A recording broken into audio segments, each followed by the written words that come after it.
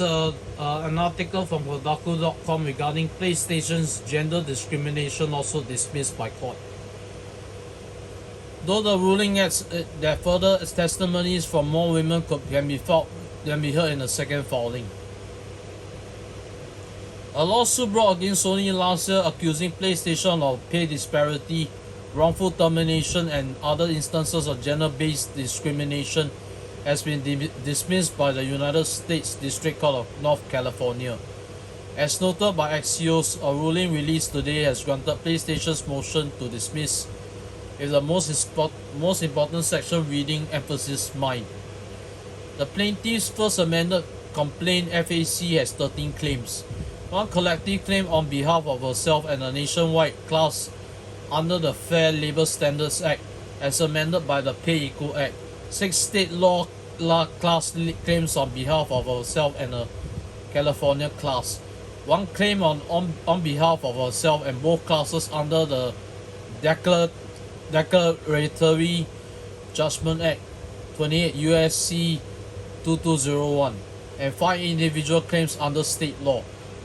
Sony moved to dismiss the FAC under Federal Rule of Civil Procedure, mainly on the ground that the plaintiff alleges only unactionable run-of-the-mill personnel activity and thus does not plausibly plead claims.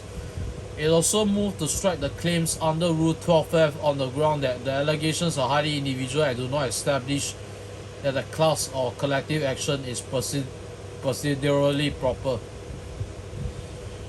The court grants the motion to dismiss with leave to amend for most claims because the allegations are mostly conclusory, but the following individual claims survive: statutory and common law wrongful termination, whistleblower retaliation under California Lab Code 1102.5b, and retaliation under the California Fair Employment and Housing Act FEHA.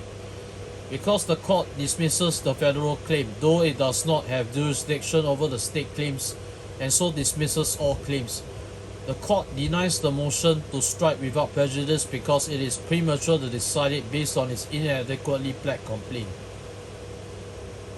In reaching this decision, the court says that the former PlayStation employee Emma Maggio failed in most cases to fully explain her allegations, with the finding stating in one instance that the plaintiff merely recited the elements of the claim and did not allege any specific facts.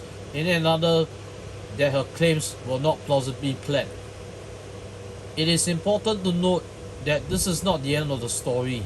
While dismissing most of the 13 complaints brought against PlayStation in this instance, the court acknowledges that all of them are covered under state law had merit, and the added testimonies of 8 women, as we reported last month, mean the plaintiff's allegations are still in flux.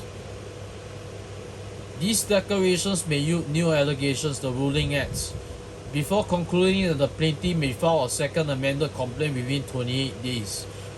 Which basically says that while the court dismissed this particular suit based on Maggio's accounts, it will take another look if a second complaint is filed that includes those 8 further testimonies for the outset so they can be fully examined. That's it for this report.